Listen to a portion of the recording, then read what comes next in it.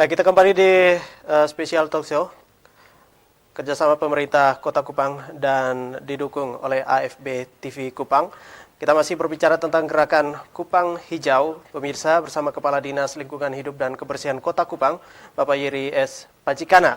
Pak Yeri, ini kalau kita berbicara soal kembali lagi bagaimana juga pekerjaan sangat berat sekali, ya, pekerjaan keras kalau kita mau bilang soal menghijaukan Kota Kupang sekarang ini dengan curah hujan yang ya kalau mau dibilang ini 2,5 atau 3 bulan, ya.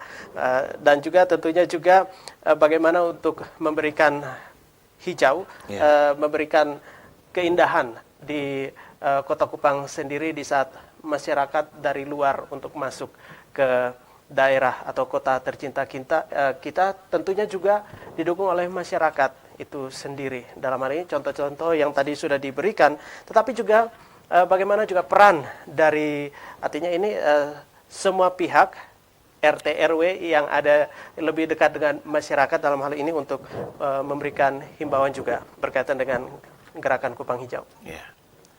Baik, memang untuk mensukseskan satu program kita tidak bisa kita bilang bahwa ya pemerintah saja kita atau masyarakat saja, sebagaimana yang saya sudah sampaikan tadi bahwa kita perlu ada kolaborasi, kerjasama. Memang pasti orang bilang bahwa ini kalau kita kurang air saja bagaimana bisa sukses? Kok suruh tanam pohon?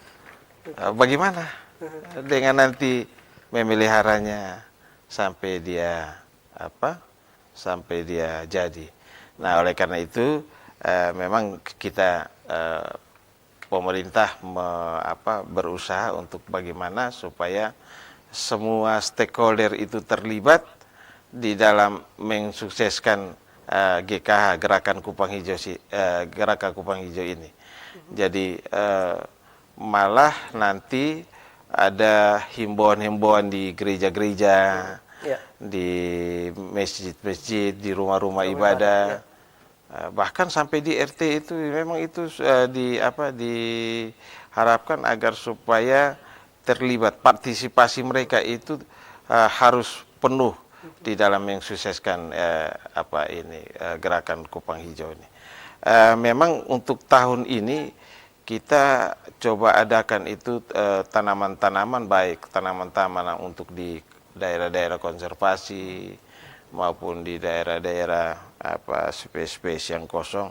Itu ada trambesi, ada ketapang kencana, ada CP, ada kelor, ada bougainville. Mungkin yang diprioritaskan pohon CP mungkin ya? Ya, memang CP itu yang tadi saya bilang bahwa itu juga tetap ada pada space-space tertentu karena CP itu dia memberikan warna sendiri. Sedangkan trambesi itu dia pohon yang sangat baik sekali untuk bisa memberikan keteduhan. Sebagai yang berikut juga bahwa dia sebagai pohon penyangga air karena memang pohon yang rindang. Jadi dia bisa ditanam di daerah konservasi, bisa juga di daerah-daerah kota yang di space jalan, di pinggir-pinggir jalan, di sepadan jalan bisa Oke, baik. Nah, ini kalau kita lihat perkembangannya semakin luas soal pertumbuhan perekonomian di Nusa Tenggara Timur, pertumbuhan penduduk juga semakin luas sekali, dan juga kalau kita melihat juga daerah-daerah batas ya, daerah perbatasan juga antara kabupaten dan kabupaten kota. Nah, ini juga tentu dibutuhkan kerja keras juga dari Dinas Lingkungan Hidup dan Kebersihan Kota sendiri. Bagaimana juga untuk memberikan rasa nyaman dan juga ini rasa bersih suatu tempat. Nah, ini persoalannya dengan mobil. Nah, ini seperti apa? Memang untuk masalah kebersihan kita masih terbentur pada masalah sarana dan prasarana. Kita tahu bersama bahwa untuk melayani 51 kelurahan dengan luas wilayah Kota Kupang sekitar 180-an kilometer. Itu dilayani hanya oleh 36 armada. Dan memang ya armada itu sudah cukup tua dan tidak terlalu tidak terlalu tidak terlalu efektif untuk dia bisa melakukan pekerjaan itu selama full time begitu. Jadi mungkin pagi satu shift, kemudian sore satu shift dengan dengan pergerakan mobil yang memang sangat terbatas. Jadi 36. Jadi oleh karena itu kita harapkan ya itu tadi kesadaran masyarakat supaya mungkin dengan membuang sampah itu dia tepat pada jam 5 sore, mungkin kita tidak pulang lagi karena oto angkut sekali. Dan ke depan untuk mengantisipasi kekurangan ini, Pak Wali Kota sudah menyetujui anggaran untuk kita. Untuk tahun 2020 itu kita mengadakan kontainer. Ya, kontainer yang kita akan tempatkan itu pada wilayah-wilayah yang memang kasusnya tinggi. Artinya volume sampahnya tinggi. Ya. Seperti di pasar-pasar. Iya, seperti di pasar. Pusat Ya, perbelanjaan. ya. Okay. Sekitar 40 itu nanti kita akan tempatkan. Nanti kita akan ini kerjasama dengan para lurah, dengan camat supaya ketika kita menempatkan itu kontainer itu sudah tidak bermasalah. Memang kita sudah survei, sudah ini, tapi bagaimanapun harus ada kerjasama dengan lurah supaya penempatan kontainer itu tidak bermasalah. Okay. Ya, begitu. Baik, ya. baik. Oke, saya juga mengajak Anda sekali lagi pemirsa silakan untuk bertanya berkaitan dengan tema kita Gerakan Kupang Hijau. Anda sudah bisa langsung bertanya di 0812389920. Kita masih bersama dengan Kepala Dinas Lingkungan Hidup dan Kebersihan Kota Kupang. Silakan, saya mengajak Anda untuk memberikan pertanyaan tentang tema kita malam ini, Gerakan Kupang Hijau. Apa saja yang terjadi di lingkungan sekitar Anda berkaitan dengan Gerakan Kupang Hijau ini? Anda bisa langsung bertanya kepada Kepala Dinas, Bapak Yeri Pacikana. Baik, Pak Yeri, ini tentunya juga kolaborasi dari teman-teman baik itu yang menggerakkan mobil, ya ini kerja ekstra di mobil dan juga teman-teman di lapangan menyapu dan lain sebagainya berkaitan dengan kebersihan itu sendiri. Nah ini untuk di saat nanti dikala nanti ada kontainer untuk ditaruh di tempat-tempat yang memang produksi sampahnya semakin banyak sekali. Nah ini berkaitan dengan pekerjaan. Nah ini seperti apa? Yeah. Apakah tidak ada gangguan? Ya, memang untuk masalah kebersihan, selain apa yang tadi saya bilang bahwa selain kita mengadakan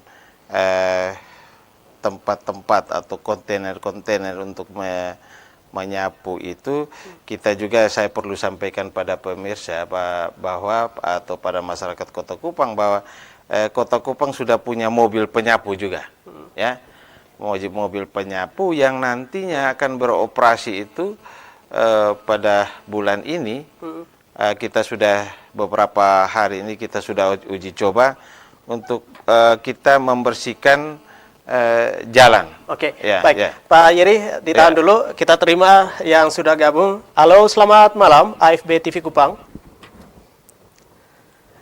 Halo, selamat malam. Ya, silakan. Anda sudah terhubung dengan AFB TV Kupang, spesial talk show Gerakan Kupang Hijau bersama dengan Kepala Dinas Lingkungan Hidup dan Kebersihan Kota Kupang. Oke, baik. Terputus, silakan dilanjutkan. Iya, jadi memang petugas ini yang tadi saya bilang karena memang sudah dibantu dengan tenaga penyapu itu dibantu dengan pengadaan mobil supaya makin lebih efisien dengan penggunaan tenaga ini karena begini Pak ini. Ya. Awak kami atau petugas kami itu dia mulai bekerja itu sekitar jam 4 pagi. jam 4 pagi itu dia sudah mulai bekerja untuk khususnya penyapu. Nah, memang ya kita bersyukur karena masalah kerawanan, kejahatan di Kota Kupang ini ya paling tidak terlalu nampak dia, sehingga ya mereka yang bekerja itu pada jam-jam itu tidak terlalu terganggu. Memang ada gangguan kecil-kecil, tapi itu tidak berlangsung. Apalagi sekarang Kota Kupang semuanya sudah terang. Iya. Oke. Apalagi kan Kota Kupang sekarang kan di mana-mana di sudut kota, di sudut-sudut jalan itu semua sudah dipenuhi lampu. Jadi paling tidak itu meminimalisir tindakan-tindakan kriminal dan sebagainya. Baik, silakan yang mau bergabung memberikan pertanyaan. Halo, selamat malam. Halo. Ya, selamat malam. Dengan Bapak siapa? Halo, selamat malam. Ya, selamat malam. Dengan Bapak siapa di mana? Halo. Baik, silakan Anda sudah terhubung. Baik. Ya, mungkin ini masih ada gangguan sedikit berkait atau pengaruh juga nih dengan tanam pohon nih. Iya. Nah, Oke, kami juga ada merekap beberapa pertanyaan juga, tapi ini saya bacakan salah satunya. Ini berkaitan dengan tanggung jawab, bagaimana dengan tanggung jawab sanitasi, pengelolaan sampah di tempat umum. Nah, ini apakah para pekerja yang berjualan di sana atau siapa nih? Ini berkaitan dengan tanggung jawab sanitasi dan juga pengelolaan sampah. Nah, ini seperti apa? Supaya tidak ada yang maksudnya yang berjualan atau siapa. Nah, ini mungkin juga tadi sudah disampaikan juga mungkin ya. Ini tanggung jawab kita bersama. Tetapi yang persoalan yang berjualan di tempat itu, yang penghasil sampah. Ini silakan. Baik, yang jelas bahwa aktivitas perekonomian ini kita tidak bisa larang orang, ya, aktivitas ekonomi. Kita tidak bisa larang orang berjual. Walaupun sebetulnya dengan berjual itu dia menghasilkan sampah. Kita lihat karena memang Kota Kupang ini ibu kota provinsi yang memang sentra ekonominya ada di sini. Jadi semua penduduk itu baik dari kabupaten itu ada di sini. Dan mereka berjual dan kita tidak bisa larang. Cuma yang kita harapkan adalah bahwa marilah kita memanfaatkan tempat jual itu, tempat kita beraktivitas itu sesuai dengan peruntukannya. Sekarang kan kita lihat kan orang berjual itu kan sampai di pinggir-pinggir jalan, kemudian hasil daripada misalkan saja jagung dan kulit jagung atau apa yang lombok atau apa yang sisa-sisa yang mereka buang, dan buang ke dalam itu got, dan ini memang akan berpengaruh terhadap nanti sanitasinya seperti apa. Oke, baik. Kita tahan sebentar, Pak Yeri. Halo, selamat malam. Halo, selamat malam, Pak Rafi. Ya, dengan Bapak siapa di mana? Sama Bapak Kosti. Bisa diulangi dengan Bapak siapa? Ini sama Pak Thomas di Lasiana, Osaka. Oke, Pak Thomas silakan di orang begini, Lasiana. Pak Rafi. Ini kan beberapa bulan terakhir sebelum masuk musim penghujan, Kota Kupang gencar melakukan bakti sosial di setiap kelurahan kalau saya tidak salah. Tapi akhir-akhir ini sudah redup. Apakah itu kalau sekarang? Lalu kedua dengan terkait pengadaan mobil sampah. Ini kan ya kita apresiasi yang bisa mengadakan satu mobil sampah yang mau dibilang cukup gede harganya. Mobil penyapu jalan kalau saya tidak salah. Apakah sejauh ini mobil itu sudah difungsikan atau belum, Pak? Oke. Lalu apakah dia melakukan pembersihan itu hanya di titik tertentu atau memang dia harus masuk sampai ke wilayah-wilayah kelurahan yang terpencil semacam di Naioni seperti itu, Pak? Oke, Pak David, terima kasih. Baik, terima kasih. Selamat malam. Ya, ini berkaitan dengan bakti sosial. Ada pertanyaan ya terkait dengan bakti sosial di kelurahan yang katanya sekarang ini sudah mulai agak redup, dan juga ini berkaitan dengan pengadaan mobil sampah yang tadi sudah disampaikan untuk membersihkan sampah. Nah, ini fungsinya ini juga apakah di tempat-tempat strategis saja, ya ini pusat kota ataukah juga di kelurahan-kelurahan lain juga? Silakan, Pak Yeri. Baik Pak Thomas, selamat malam. Terima kasih atas pertanyaan yang disampaikan tentang penanganan sampah, terkhusus tentang bagaimana dengan bakti sosial. Ya. Saya rasa bakti sosial, kesadaran masyarakat makin hari makin baik. Itu terbukti dari Jumat, misalkan Jumat bersih. Atau kegiatan-kegiatan saya tidak tahu, tapi di Osapa juga saya rasa sudah digerakkan bakti sosial itu. Di kelurahan juga yang lain juga begitu. Sekarang bukan hanya pada Jumat bersih saja. Jadi saya yakin bahwa kesadaran masyarakat ini akan tumbuh dengan asumsi bahwa memang bersih itu merupakan bagian kebutuhan dari masyarakat. Jadi untuk bisa tetap dia berjalan dengan baik, ya yang tadi saya bilang kita harus tetap mengajak, kita tidak boleh kalah gitu. Jadi kita tidak boleh kalah. Jadi ya. Ini peran semua yang ada di kelurahan mungkin ya, 51 kelurahan. Oke. Baik, dan yang berikut lagi ini berkaitan dengan mobil sampah, Pak Yeri. Ya, baik Bapak Pak Thomas. Jadi memang mobil sampah ini kita Kota Kupang mengadakan itu dua buah. Satu sudah datang. Jadi untuk sementara ini kita sudah uji coba di beberapa titik-titik jalan, misalkan di Sudirman, kemudian kemarin kita jalan di Kota Lama di Kota Kupang, itu naik Patung Sombait, ke Unika dan terus ke Serata. Kita sudah bikin schedule-nya, jadwalnya kita sudah bikin. Jadi kita berusaha untuk bagaimana memberikan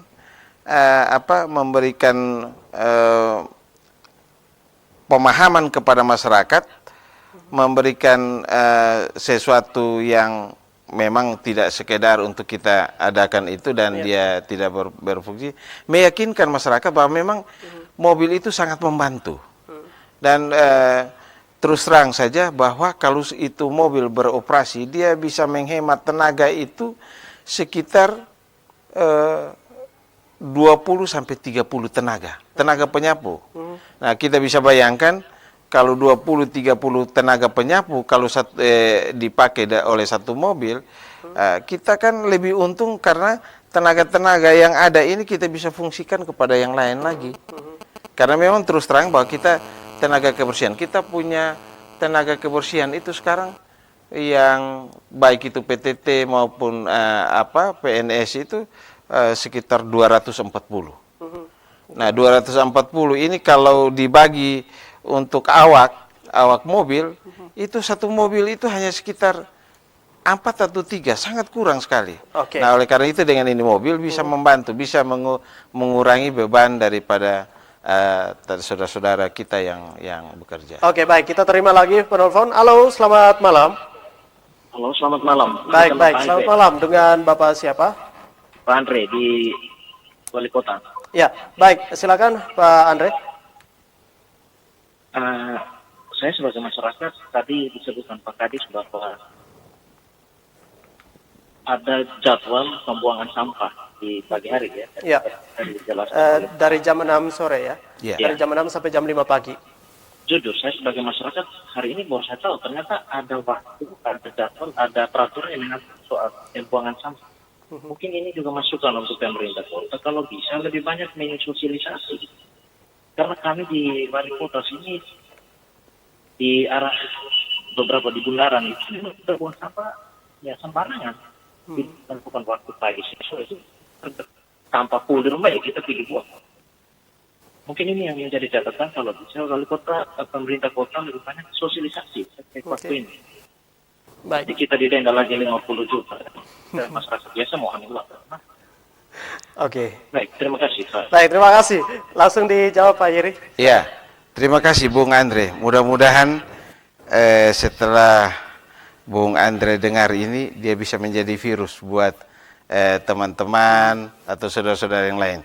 Dapat saya sampaikan bahwa memang ini sudah diatur dalam Perda 3 tahun 2011 itu tentang penanganan sampah.